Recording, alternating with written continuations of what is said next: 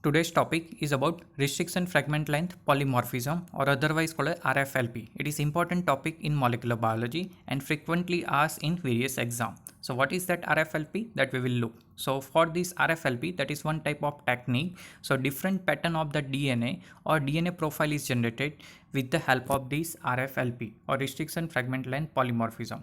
Basically for this Rflp, a blood sample is taken and from that white blood cell are separated. Further from this white blood cell, we can get a purity of DNA or particular DNA molecule we are getting from this isolated WBC. Now this DNA will be further cutted with the help of restriction endonuclease enzyme. This enzyme is working as a molecular scissor and that will cut the DNA molecule in a DNA fragment.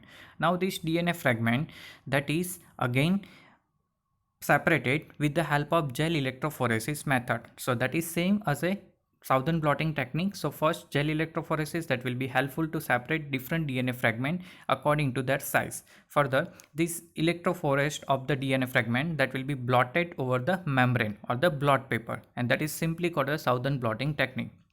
So transfer DNA to the blot paper or the membrane.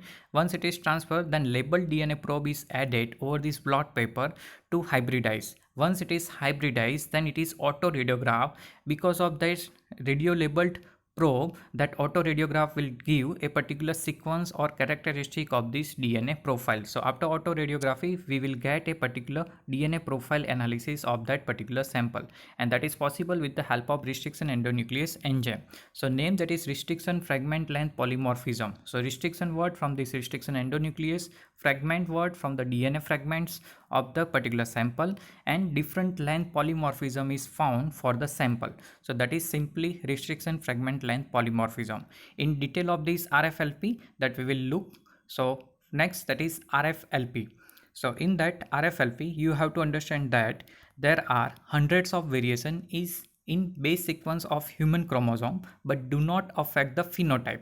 Means basic phenotype means expression of protein formation, characteristic of that protein, and function of that protein. There are hundreds of variation in base sequence of the human chromosome, but ultimately what are the protein is formed, that protein have a same characteristic and particular type of the function. That function is not changed, then it is called a do not affect the any phenotype or expression of that protein.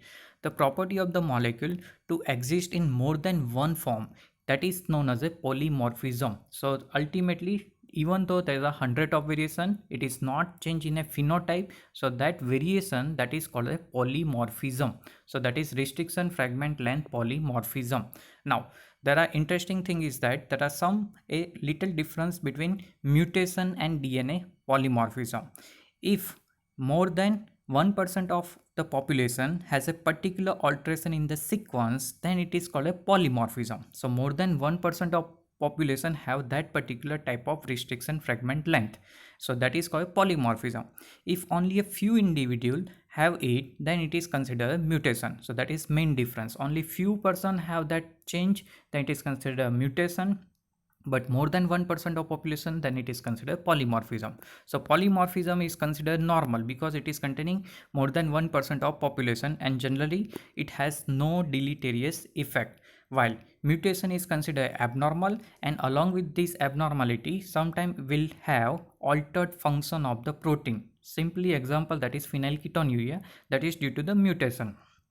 So if mutation but not creating any problem and present in more than 1% of population, then simply called a polymorphism, but mutation is considered a totally abnormal thing.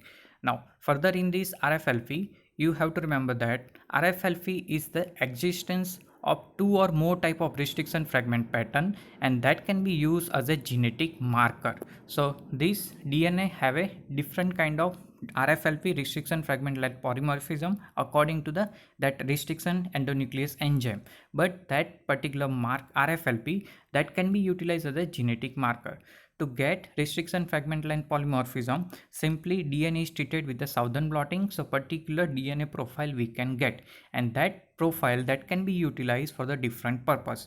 So what is the clinical application of Rflp? That is, first, the analysis of parental helps to establish or eliminate biological percentage in cases of disputed parenthood.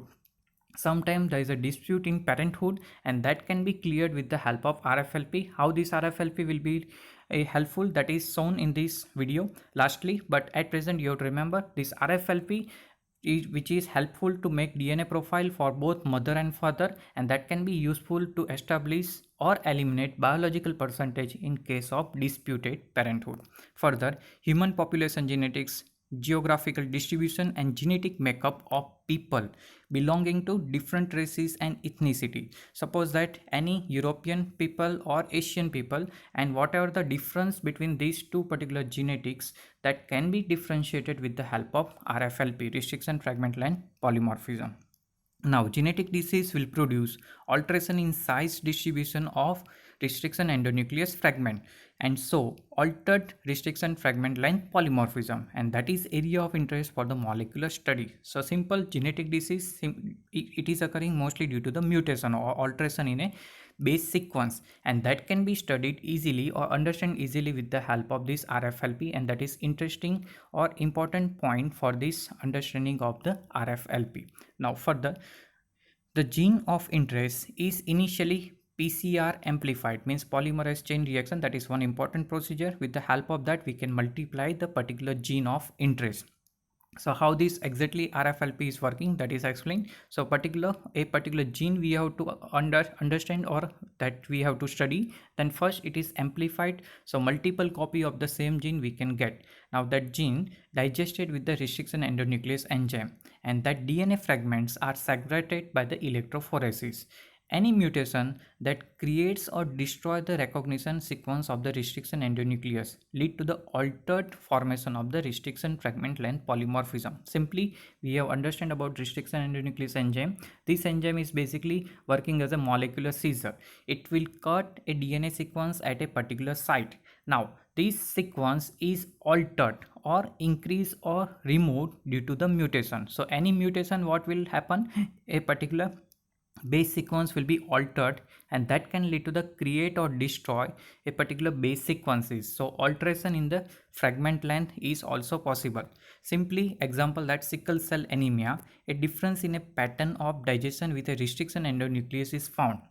So for the normal person and the sickle cell anemic person, a different restriction fragment length polymorphism will be found, and that is helpful to diagnose and confirmation of the genetic disorder or the disease.